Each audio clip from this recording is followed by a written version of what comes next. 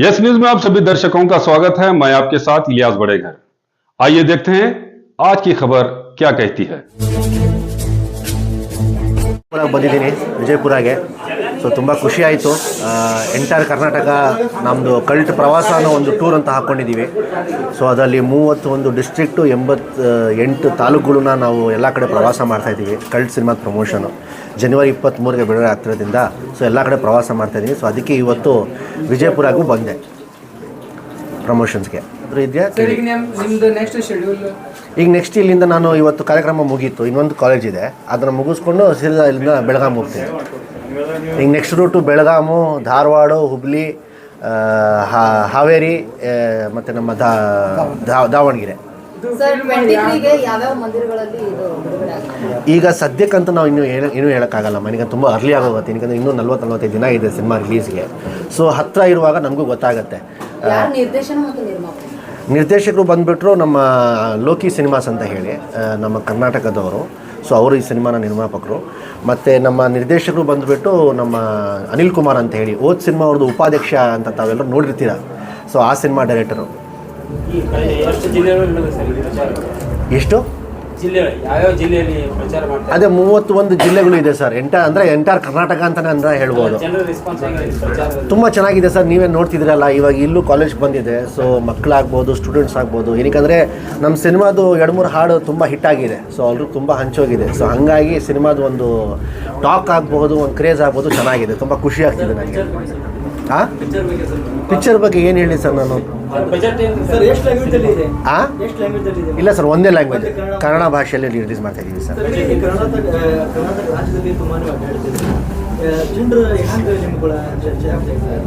ಅಂದರೆ ಅರ್ಥ ಆಗಿಲ್ಲ ಸರ್. ಹೌದು, ಅದೇ ಸರ್ ಹೇಳ್ದೆ ಅಲ್ಲ, ತುಂಬ ಚೆನ್ನಾಗಿ ಬರ್ತಾ ಇದೆ. ಎಲ್ಲ ಹೋದರೂ ಕೂಡ ಜನ ರಿಯಾಕ್ಟ್ ಮಾಡ್ತಿದ್ದಾರೆ. ಏನಕ್ಕೆ ನಾನು ಓದ್ ಸಿನಿಮಾನು ಚೆನ್ನಾಗಿ ವರ್ಕ್ ಆಗಿತ್ತು ಈ ಬೆಲ್ಟಲ್ಲಿ ಎಲ್ಲ. ಒಂದು ಎರಡನೇದು, ಅದು ಸಿನಿಮಾಕ್ಕಿಂತ ಹೆಚ್ಚಾಗಿ ನನ್ನ ಹಾಡು, ಬೆಳಕಿನ ಕವಿತೆ ಹಾಡು ಎಲ್ರಿಗೂ ಮುಟ್ಟಿದೆ.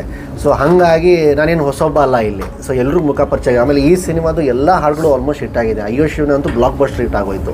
ಸೊ ಹಂಗಾಗಿ ಎಲ್ರಿಗೂ ಗೊತ್ತು. ಹಾಗೆ ಕಲ್ಟ್ ಸಿನಿಮಾ ಪ್ರವಾಸ ಅಂತವೇ ನಾವು ಎಲ್ಲ ಕಡೆ ಸೋಷಿಯಲ್ ಮೀಡಿಯಲ್ಲಿ ತುಂಬ ಚೆನ್ನಾಗಿ ಕ್ಯಾಂಪೇನ್ ಎಲ್ಲ ಮಾಡ್ತಾಯಿದ್ದೀವಿ. ಸೊ ಎಲ್ರಿಗೂ ಗೊತ್ತಿರುತ್ತೆ ನಾನು ಬರ್ತಾ ಇರೋದು. ಆಮೇಲೆ ನಂದು ಯಾವುದೇ ರೂಟ್ ಇದೆಯಲ್ಲ, ಅದೆಲ್ಲ ಕಡೆ ನಾನು ಬರೋ ಮುಂಚೆ ಸೋಷಿಯಲ್ ಮೀಡಿಯಲ್ಲೆಲ್ಲ ಚೆನ್ನಾಗಿ ಕ್ಯಾಂಪೇನ್ ಮಾಡಿ ಜನ ತಿಳಿಸಿ ನಾನು ಬರ್ತಾ ಇರೋದ್ರಿಂದ ಸೊ ರೆಸ್ಪಾನ್ಸ್ ಚೆನ್ನಾಗಿದೆ ಸರ್. ಸಂಗೀತ ಗಾಯಕರಿಗೆ ಅರ್ಜುನ್ ಜನಿ ಅವರು ಮ್ಯೂಸಿಕ್ ಡೈರೆಕ್ಟರ್ ಅಮ್ಮ.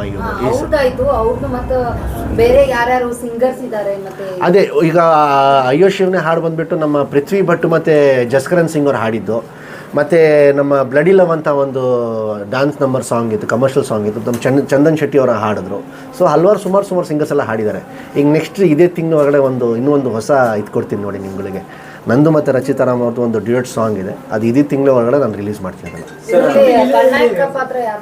ಯಾವ್ದಮ್ಮ?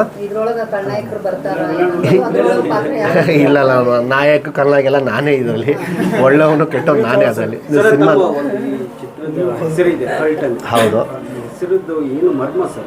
ಸರ್, ಕಲ್ಟ್ದು ಸುಮಾರು ಅರ್ಥಗಳು ಇದೆ. ಕಲ್ಟ್ ಅಂದರೆ ಕಲ್ಚರ್ ಅಂತಲೂ ಹೇಳ್ತಾರೆ ಕೆಲವರು. ಕಲ್ಟ್ ಅಂದರೆ ಈಗ ಕಲ್ಟ್ ಸಿನಿಮಾ ಅಂತ ಹೇಳ್ತೀವಿ, ಕಲ್ಟ್ ಅಭಿಮಾನಿಗಳು ಅಂತ ಹೇಳ್ತಾರೆ, ಇಲ್ಲ ಕಲ್ಟ್ ಸಾಂಗ್ಸ್ ಇದೆ ಅಂತ ಹೇಳ್ತಾರೆ. ಇಲ್ವಾ, ಕಲ್ಟ್ ಅಂದರೆ ನಥಿಂಗ್ ಬಟ್ ಅದರ ಎರಡನೇ ಅರ್ಥ ಅಂದರೆ ಸಿಂಪಲ್ ವೇಲಿ ಅರ್ಥ ಮಾಡ್ಕೊಂಡ್ರೆ ಮಾಸ್, ಅಷ್ಟು ಆ ಥರ ಸರ್. ಯಾವುದು ಸರ್ ಸರ್? ಸಂದೇಶ ಅಂತ ಹೇಳೋದು ಈಗ ತುಂಬ ಬೇಗ ಆಗೋಗ್ಬಿಡುತ್ತೆ. ಆದರೆ ಈ ಸಿನಿಮಾ ಬಂದ್ಬಿಟ್ಟು ರೊಮ್ಯಾಂಟಿಕ್ ಥ್ರಿಲ್ ಸಿನಿಮಾ. ಈಗ ಏನಾಗ್ತಿದೆ ಸರ್, ಈಗ ಕಾಂಪಿಟೇಷನ್ ನನಗೆ ಜಾಸ್ತಿ ಆಗಿಬಿಟ್ಟಿರೋದ್ರಿಂದ ಬೇರೆ ಭಾಷೆ ಸಿನಿಮಾದಾಗ್ಬೋದು, ನಮ್ಮ ಕನ್ನಡ ಸಿನಿಮಾಗಳು ಇತ್ತೀಚೆಗೆ ವರ್ಕ್ ಆಗ್ತಾಯಿಲ್ಲ. ಪಾಪ ತಾವೆಲ್ಲರೂ ನೋಡ್ತಾ ಇರ್ತೀರಿ, ಬೇರೆ ಕಲಾವಿದರು ನಿಮ್ಮ ಮಾಧ್ಯಮ ಮುಖಾಂತರ ಇಲ್ಲ ಅವರು ವೀಡಿಯೋಗಳು ಮಾಡಿಕೊಂಡು ಅವ್ರು ಅಳ್ತಿದ್ದಾರೆ, ನಮ್ಮ ಸಿನಿಮಾ ಜನ ಬರ್ತಾ ಇಲ್ಲ ಅಂತೇಳಿ. ಅವ್ರು ಏನಮ್ಮ, ನಾನು ಮುಗಿಸ್ಬಿಡ್ತೀನಿ ಒಂದು ನಿಮಿಷ. ಸೊ ಜನ ಬರ್ತಾಯಿಲ್ಲ ಅಂತ ನಿಮ್ಗೆ ಗೊತ್ತು ಕನ್ನಡ ಇಂಡಸ್ಟ್ರಿಗೆ ಯಾವ ಸಂದರ್ಭದಲ್ಲಿ ಇದೆ ಅಂತ ಹೇಳಿ. ಸೊ ಅದೆಲ್ಲ ತಲೆಯಲ್ಲಿ ಇಟ್ಕೊಂಡು, ನಮ್ಮ ಬೇರೆ ಭಾಷೆಯವ್ರನ್ನ ತಲೆಯಲ್ಲಿ ಇಟ್ಕೊಂಡು, ಅಂದರೆ ನಮ್ಮ ಕನ್ನಡ ಜನ, ನಾನು ಒಂದಂತೂ ವಾದ ಮಾಡ್ತೀನಿ, ಯಾರ್ಯಾರು ಸಿನಿಮಾ ಥಿಯೇಟ್ರಿಗೆ ಬಂದು ಸಿನಿಮಾ ನೋಡ್ತಿರೋ ಅವ್ರೆಲ್ಲರೂ ಅಂತೂ ಒಂದು ಹೆಮ್ಮೆ ಪಡ್ತಾರೆ. ಎದೆ ತಟ್ಕೊಂಡು ಬೇರೆ ಭಾಷೆಯವ್ರಿಗೆ ಹೇಳ್ಬೋದು, ಪರವಾಗಿಲ್ಲಪ್ಪ ನಮ್ಮ ಭಾಷೆಯಲ್ಲೂ ಸಿನಿಮಾ ಈ ಥರ ಬರ್ತಾ ಇದೆ ಅಂತೇಳಿ ಹೆಮ್ಮೆ ಪಡ್ತಾರೆ. ಅಷ್ಟು ಹೇಳ್ತೀನಿ ನಾನು. ಹೇಳ್ದಿಲ್ಲಮ್ಮ, ಇದು ರೊಮ್ಯಾಂಟಿಕ್ ಥ್ರಿಲ್ ಸಿನಿಮಾ ಇದು. ಸೊ ಏನಕ್ಕೆ ಇದ್ರ ಸಿನಿಮಾದ ಮೇನ್ ಬೇಸ್ ಏನಂತಂದರೆ, ಇವತ್ತಿನ ಕಾಲದಲ್ಲಿ ಹುಡುಗರ ಕಡೆಯಿಂದ ಹೆಂಗೆ ಹ್ಯಾಮರ್ತಿದ್ದಾರೆ, ಹುಡುಗರ ಕಡೆಯಿಂದ ಹೆಂಗೆ ಮೋಸ ಆಗ್ತಿದ್ದಾರೆ ಅನ್ನೋ ಮೇಲೆ ಸಿನಿಮಾ. ಇವತ್ತಿನ ಜನ್ರೇಷನ್ ಸಿನಿಮಾ. ಆದರೆ ಫ್ಯಾಮಿಲಿ ಸಮೇತ ಕುಟುಂಬ ಸಮೇತ ಬಂದು ಈ ಸಿನಿಮಾ ನೋಡ್ಬೋದು. ಹಲವಾರು ಎಲಿಮೆಂಟ್ಸ್ಗಳು ಇದೆ. ದೊಡ್ಡವ್ರು ನೋಡಿದಾಗ ಸ್ವಲ್ಪ ಮುಜುಗರ ಅನಿಸ್ಬೋದು ಸಾಂಗಿಂಗಲ್ಲಿ, ಪ್ಯಾಥೋ ಸಾಂಗಲ್ಲಿ. ಏನಕ್ಕೆ ಅದು ಸಿನಿಮಾದಲ್ಲಿ ಆ ಕ್ಯಾರೆಕ್ಟರ್ ಸ್ವಲ್ಪ ಎಣ್ಣೆ ಜಾಸ್ತಿ ಕುಡಿತಿರ್ತಾನೆ, ಸಿಗರೇಟ್ ಜಾಸ್ತಿ ಸೇರ್ತಿರ್ತಾನೆ. ಹಂಗಾಗಿ ಅದು ಇವತ್ತಿನ ಯೂತ್ಗೆ ಅಟ್ರಾಕ್ಟ್ ಮಾಡೋಕ್ಕಷ್ಟೇ. ಅದು ಬಿಟ್ಟು ವಲ್ಗಾರು ಆ ಥರ ಹೆಣ್ಮಕ್ಳು ಆಗ್ಬೋದು, ಮಕ್ಕಳಾಗ್ಬೋದು, ಇಲ್ಲ ದೊಡ್ಡವ್ರು ಆಗ್ಬೋದು, ಯಾರೂ ಮುಜುಗರ ಪಡೋ ಥರ ಏನೂ ಇದಿಲ್ಲ. ಫ್ಯಾಮಿಲಿ ಸಮೇತ ಬಂದು ಸಿನಿಮಾ ನೋಡ್ಬೋದು. ಹಂಪಿ, ವಿಜಯನಗರಲ್ಲಿ ಆಗಿದೆ, ಬೆಂಗಳೂರಲ್ಲಿ ಆಗಿದೆ, ಮೈಸೂರಲ್ಲಿ ಆಗಿದೆ, ಚಿತ್ರದುರ್ಗದಲ್ಲಿ ಆಗಿದೆ. ಸೊ ಹಲವಾರು ಕಡೆ. ಮತ್ತು ಪೂರ್ತಿ ಸಿನಿಮಾ ಕರ್ನಾಟಕದಲ್ಲಿ ಆಗಿರುತ್ತೆ ಸರ್ ಸಿನಿಮಾ.